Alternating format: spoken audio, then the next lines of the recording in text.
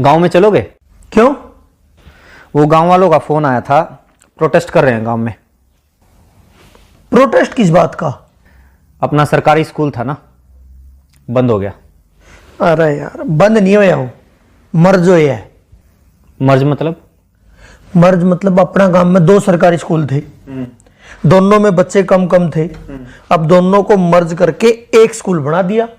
2 school थे, हाँ, एक स्कूल बना दिया। हाँ, एक स्कूल वो तो बंद ही हुआ है। तो मैं इंग्लिश में बोल रहा हूं। पूरे हरियाणा में 300 से ज्यादा स्कूल बंद हो गए हैं। पूरे देश में 50,000 से ज्यादा स्कूल बंद हो गए हैं। और ये तो शुरुआत है। सरकार तो छाती ठोक के कह रही है कि और स्कूलों को बंद किया जाएगा, टीचर्स की पोस्ट को खत्म किया जाएगा। इसलिए गांव वाले अलग अलग गांव में प्रोटेस्ट कर रहे हैं इसके खिलाफ। अरे यार, गांव वाले तो पागल हैं, किसी बात की पूरी जानकारी है नहीं, बस प्रोटेस्ट कर दो शुरू। एक बात बता, जब कोई भी आदमी अपने बच्चों को सरकारी स्कूल में पढ़ाने को तैयार ही नहीं है तो उन स्कूलों का करेंगे क्या? कर दो बंद। एक बात बता, तू अपने बच्चों को सरकारी स्कूल में पढ़ाएगा? मतलब मैं अपने बच्चों को सरकारी बस में नहीं भेजता तो सरकारी बसों को खत्म कर दो। मैं अपने बच्चों को ट्रेन में नहीं भेजता तो ट्रेन को खत्म कर दो। मैं अपने बच्चों को सरकारी स्कूलों में नहीं भेजता तो सरकारी स्कूलों को खत्म कर दो। मेरे तो बच्चे ही नहीं हैं तो सारे देश के बच्चों को खत्म कर दो। ये क्या लॉजिक हुआ? अरे तू अपनी छोड़, एक बात बता, सरकारी स्कूलों में जितने टीचर्स हैं क्या वो अपने बच्चों को सरकारी स्कूलों में पढ़ाते हैं? उससे भी बड़ा सवाल यह है कि वो अपने बच्चों को सरकारी स्कूलों में क्यों नहीं पढ़ाते हैं? क्यों नहीं पढ़ाते? क्योंकि सरकारी स्कूलों को पढ़ने लायक नहीं छोड़ा गया है। स्कूलों में टीचर नहीं है। शायद ही कोई ऐसा स्कूल हो जहां पर जितने टीचर्स की जरूरत है उतने टीचर हों। बैठने के लिए ढंग की इमारत नहीं है, कमरे नहीं है। कई स्कूलों की तो छतें गिर जाती हैं जिस वक्त क्लास चल रही होती है। पीने तक का पानी नहीं है, बैठने के लिए बेंच नहीं है। यहां तक कि टॉयलेट तक भी ऐसे होते हैं कि अगर कोई चला जाए तो मरीज बन के वापस आए। ऐसे स्कूलों में कौन अपने बच्चों को पढ़ाना चाहेगा? अरे यार, ठीक है, सारे स्कूलों में अच्छी व्यवस्था नहीं है, लेकिन बहुत सारे स्कूल ऐसे हैं जिनमें सारी व्यवस्थाएं हैं और स्टाफ भी पूरा है। वहां टीचर्स कितना पढ़ाते हैं बताइयो? हाँ, सही बात, ये बात सही कही। अपने शहर में भी और बहुत सारे शहरों में, अलग अलग स्टेट में कई स्कूल ऐसे हैं, सरकारी स्कूलों की बात कर रहा हूं मैं, जहां पर स्टाफ पूरा है, ठीक ठाक व्यवस्थाएं हैं, साफ सफाई है, इमारतें वगैरह, बिल्डिंग्स वगैरह अच्छी हैं। उन स्कूलों में जाके देखो। आप टीचर्स की बात करते हो, अधिकारियों के बच्चे भी उन सरकारी स्कूलों में पढ़ते हैं। उन स्कूलों में एडमिशन के लिए सिफारिशें लगती हैं, एडमिशन नहीं हो पाते। कौन नहीं चाहता अपने बच्चों को सरकारी स्कूलों में पढ़ाना? कोई सरकारी स्कूलों को बनाए तो ऐसा जिसमें लोग अपने बच्चों को पढ़ाना चाहें। तो बना लो। जब सरकारी स्कूल के टीचर्स बच्चों को अच्छा पढ़ाएंगे तो सरकारी स्कूल अपने आप अच्छे हो जाएंगे। बता, क्यों नहीं टीचर्स बच्चों को पढ़ाते? मुझे एक बात बता, तू जंगल राज में रह रहा है या एडमिनिस्ट्रेटिव सिस्टम में रह रहा है? मतलब ये जंगल राज में होता है, अपने आप ठीक कर लो, अपने आप हो जाएगा, अपने आप सही हो जाएगा, अपने आप गलत हो जाएगा। शेर की मर्जी, जिसको मर्जी खा जाए, जिसको मर्जी छोड़ दे, उसके मूड के ऊपर है। ये हिरण की कैपेसिटी है, शेर से तेज दौड़ सकता है तो बच जाएगा, नहीं तो उसका शिकार हो जाएगा। ये होता है जंगल राज। एडमिनिस्ट्रेटिव सिस्टम, प्रशासकीय व्यवस्था पता है क्या होती है? जहां पर कोई जवाबदेही होती है, कोई हायरार्की होती है, कहीं चेक एंड बैलेंसेस होते हैं। प्रशासकीय व्यवस्था पता है क्या कहती है? अगर आप टीचर नियुक्त करते हैं या किसी भी महकमे में कोई भी कर्मचारी नियुक्त करते हैं तो वो अपने आप काम नहीं करेगा, उससे काम करवाना पड़ेगा। इसलिए चेक एंड बैलेंसेस होते हैं, जवाबदेही तय की जाती है। टीचर्स को अगर नियुक्त किया गया है तो वो काम नहीं करेंगे या काम करेंगे, ये देखने के लिए हेडमास्टर या प्रिंसिपल को नियुक्त किया जाता है। और सिस्टम ये मानकर चलता है कि वो प्रिंसिपल भी अपनी मर्जी से काम नहीं करेगा, उसके ऊपर भी बीओ की नियुक्ति होगी और वो भी अपनी मर्जी से काम नहीं करेगा। उसकी जवाबदेही तय करने के लिए डीओ की नियुक्ति होगी। डीओ के ऊपर और अधिकारी होगा, उसके ऊपर और अधिकारी होगा, उसके ऊपर शिक्षा मंत्री होगा और उसके ऊपर मुख्यमंत्री होगा। यानी अगर कोई एक टीचर किसी स्कूल में सही से नहीं पढ़ा रहा है तो ये सिर्फ उस टीचर का फेलियर नहीं है, सिर्फ उसकी गलती, उसकी कमी नहीं है, ये पूरे के पूरे सिस्टम की, शिक्षा मंत्री की, मुख्यमंत्री तक की जिम्मेदारी है। ये पूरा का पूरा सिस्टम जब कोलैप्स होता है तब जाकर कोई कर्मचारी अपना काम सही से नहीं करता है। हद है यार, तुम तो ये कह रहे हो कि मतलब हिंदुस्तान के हरियाणा राज्य के जींद जिले के किसी तहसील के किसी गांव के किसी कोने में बने हुए सरकारी स्कूल में एक अध्यापक पढ़ा नहीं रहा तो उसके लिए जिम्मेदार शिक्षा मंत्री, उसके लिए जिम्मेदार मुख्यमंत्री है। उसका काम ही ये है। अगर शिक्षा मंत्री को यह नहीं पता है कि उसके टीचर्स ढंग से काम कर रहे हैं या नहीं कर रहे हैं, उनकी क्या जरूरतें हैं, क्यों अपना काम सही से नहीं कर पा रहे हैं, क्यों उसके स्कूलों से बच्चे कम हो रहे हैं, तो किसकी जिम्मेदारी होनी चाहिए? किस बात का शिक्षा मंत्री है वो?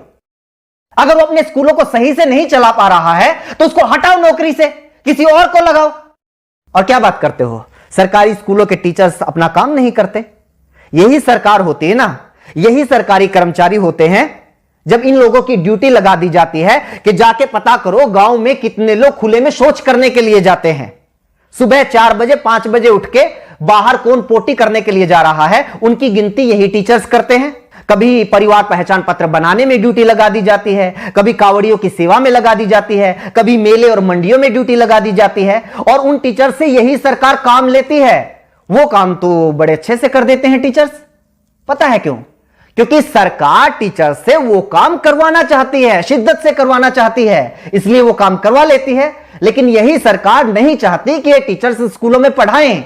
इसलिए मैं भी मानता हूं बहुत सारे टीचर्स अपना काम ईमानदारी से नहीं करते होंगे, क्योंकि उनको पता है कोई चेक एंड बैलेंस नहीं है, कोई जवाबदेही नहीं है, और सरकार खुद नहीं चाहती कि सरकारी स्कूलों में पढ़ाई हो, ताकि बच्चे धीरे धीरे स्कूलों से अपना नाम कटवा कर प्राइवेट स्कूलों में चले जाएं, फिर स्टूडेंट्स की संख्या कम हो जाए और सरकार को बहाना मिल जाए, बच्चे तो आ ही नहीं रहे, स्कूल बंद कर दो। यह ज्ञान देने वाले बहुत मिलेंगे। टीचर्स पढ़ाना शुरू कर दो तो स्कूल अपने आप अच्छे हो जाएंगे। लोग रिश्वत लेना बंद कर दो तो अपने आप करप्शन खत्म हो जाएगा। लोग साफ सफाई रखने लग जाएं तो अपने आप स्वच्छता हो जाएगी। लोग प्रदूषण फैलाना बंद कर दें तो अपने आप पर्यावरण अच्छा हो जाएगा। एडमिनिस्ट्रेटिव सिस्टम में लोग अपने आप नहीं करते, सिस्टम तय करता है कि आपको क्या करना है। देश चला रहे हो, यह सत्संग भवन नहीं चल रहा है यहां पे। चल ठीक है, ये जो पढ़ा रहे हैं या नहीं पढ़ा रहे, सैलरी पता है उनकी कितनी है? 70,000, 80,000। प्राइवेट स्कूलों में भी टीचर हैं 20-20, 25-25 हजार में, इनसे काफी अच्छा पढ़ाते हैं। इनकी सैलरी इतनी क्यों है? अब इस बात को तो क्या जवाब दूं? रुक एक बार, एक लिस्ट में इसी की निकाली थी मैंने। अपने देश में बहुत सारे लोगों को यह लगता है कि टीचर्स की सैलरी बहुत है, लेकिन जो दुनिया के अच्छे अच्छे देश है ना, जहां पर अच्छा एजुकेशन सिस्टम है, लाइफ लिविंग स्टैंडर्ड है, जहां का वीजा लगवाने के लिए दुनिया भर के लोग मरते हैं, उन देशों की बात कर। कनाडा में $1,00,000 सालाना, $1,00,000 सालाना टीचर्स की औसत इनकम है। पता है कितना हुआ? 1 लाख को 80 से गुणा कर 80 लाख रुपए सालाना। बता महीने की कितनी सैलरी हुई? जर्मनी में 63,000 यूरो, वो भी लगभग 80 रुपए के बराबर है, उसको भी 80 से गुना कर। आगे आजा, नीदरलैंड में 60,000 यूरो, ऑस्ट्रेलिया में 98,000, लगभग $1,00,000, यूएसए में $60,000, आयरलैंड में $48,000, डेनमार्क में 47,000 यूरो, ऑस्ट्रिया में 45,000 यूरो। और तुम लोगों को यह लगता है कि हमारे देश में टीचर्स की सैलरी तो पता नहीं बहुत ज्यादा है। प्राइवेट स्कूलों में तो 20,000 में पढ़ा रहे हैं। जब सरकारी स्कूल वालों की 20,000 रुपए सैलरी कर दोगे ना, तो फिर 10,000 वाले आएंगे, वो कहेंगे कि हम 10,000 में पढ़ाने के लिए तैयार हैं। और जब 10,000 सैलरी कर दोगे तो 5,000 वाले आएंगे, और जब 5,000 कर दोगे तो 500 रुपए वाले आएंगे कि हम 500 रुपए में पढ़ाने के लिए तैयार हैं। और जब 500 कर दोगे तो वो लोग भी आएंगे कि जी बस 2 टाइम की रोटी दे देना, हम तो उसी में पढ़ा लेंगे। और जब वो भी कर दोगे तो वो भी आएंगे कि रोटी की भी जरूरत नहीं है, सिर छुपाने के लिए बस छत दे देना तो हम पढ़ा लेंगे। कितना नीचे जाओगे? बनना तो अमेरिका कनाडा है, लेकिन नीतियां तुम्हें सोमालिया जैसी चाहिए। इसीलिए तो हमारे देश के जो अच्छे वैज्ञानिक हैं वो मौका मिलते ही विदेश में कट लेते हैं। अच्छे इंजीनियर विदेश में चले जाते हैं, और अच्छे पढ़ाने वाले भी विदेश में चले जाते हैं। दुनिया का ढंग का ऐसा कोई विकसित देश उठाकर देख लो, वहां पर शिक्षा मुफ्त होगी या फिर बहुत थोड़ा बहुत खर्च करके कोई भी अपने बच्चों को अच्छी शिक्षा दे सकता है। स्वास्थ्य सेवाएं मुफ्त होंगी या फिर थोड़े बहुत खर्चे पर कोई भी अपना इलाज करवा सकता है। हाँ, ये आई बात, मुफ्त स्वास्थ्य सेवाएं मुफ्त, शिक्षा मुफ्त, ट्रांसपोर्ट मुफ्त। ये जो मुफ्त की रेवड़ियों वाला सिस्टम है ना, यही गलत है। क्यों दो भाई मुफ्त? एक तो ये बात गलती से मुझसे ही निकल गई, फ्री। फ्री क्या होता है? तो सरकार को टैक्स देता है, हाँ 28% तक जीएसटी देता है, दूध दही तक के ऊपर भी टैक्स है, पानी तक के ऊपर टैक्स है, कहीं इनकम टैक्स, कहीं प्रॉपर्टी टैक्स, कहीं जुर्माना है, कहीं टोल टैक्स, गाड़ी लो तो टैक्स, सुई लो तो टैक्स, हवाई जहाज लो तो टैक्स, 50 तरह के टैक्स देता है। पैदा होने वाले बच्चे से लेकर मरने वाले आदमी तक इस देश में हर कोई टैक्स देता है। एक भिखारी से लेकर अडानी अंबानी तक इस देश में हर कोई टैक्स देता है। लेकिन बदले में सरकार क्या देती है? अगर बदले में सरकार हमारे बच्चे को एजुकेशन तक नहीं दे पाती, बदले में सरकार हमारे बच्चे को हेल्थ सर्विसेज तक नहीं दे पाती, तो किस बात का टैक्स भाई? बात पता है क्या है? आज तो तुम लोगों की थोड़ी बहुत औकात हो गई है कि भाई 5-10 हजार रुपए महीने के तो अपने चिंटू मिंटू को पढ़ाने के लिए हम दे ही सकते हैं, इसलिए क्या करना है सरकारी स्कूलों का, करो बंद।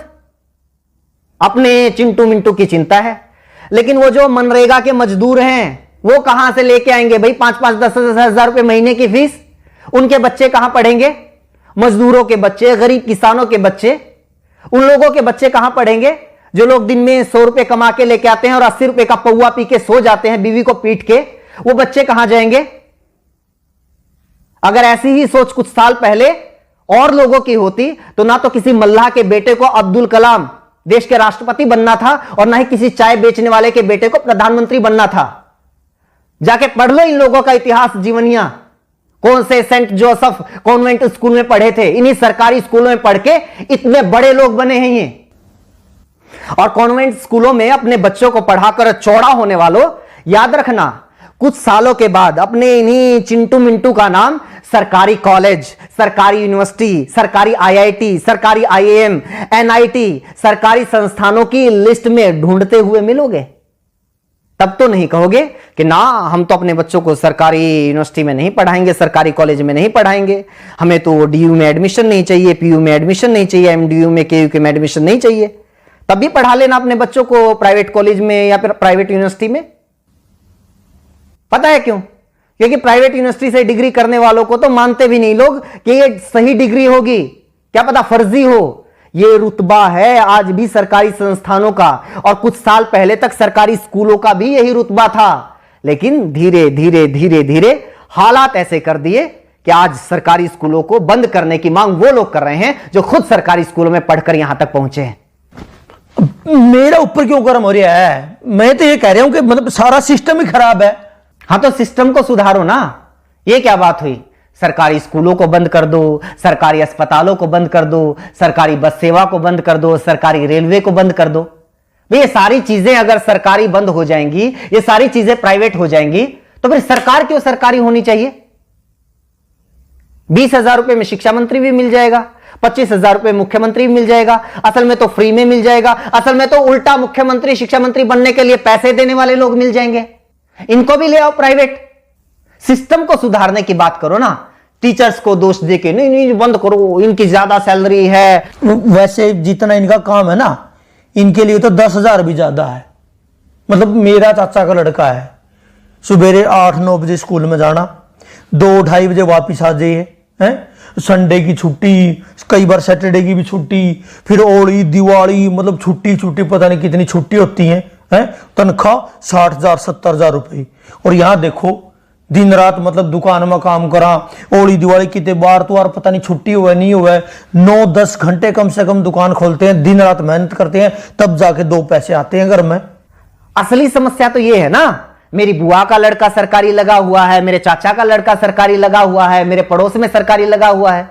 पूरे मोहल्ले में एक बच्चे को नौकरी मिल जाए तो सारे मोहल्ले में आग लग जाती है। इस जलन का क्या करेंगे भाई साहब? बस लोगों को यह चाहिए कि भी हमारी एक आंख फूटी हुई है तो सामने वाले की दोनों फोड़ दो। और सरकार भी इस बात को बहुत अच्छे से समझ रही है, इसलिए तुम लोगों को बताती रहती है टाइम टाइम पे कि आज हमने किसानों की दोनों आंखें फोड़ दी, आज हमने मुसलमानों की दोनों आंखें फोड़ दी, आज जाटों की फोड़ दी, आज पटेलों की फोड़ दी, आज बैंक वालों की फोड़ दी, और अब ये सरकारी टीचर्स की फोड़ रहे हैं। तुम लोग खुश? लेकिन नागरिक तो उस दिन बनोगे ना, व्यवस्था तो उस दिन सुधरेगी ना, देश तो उस दिन आगे बढ़ेगा ना, जब खड़े होके कहोगे कि जी सामने वाले की जो दोनों आंखें हैं वो सलामत रहनी चाहिए और मेरी एक आंख फूटी हुई है उसका इलाज करवाओ। तब पता चलेगा सरकार क्या करती है।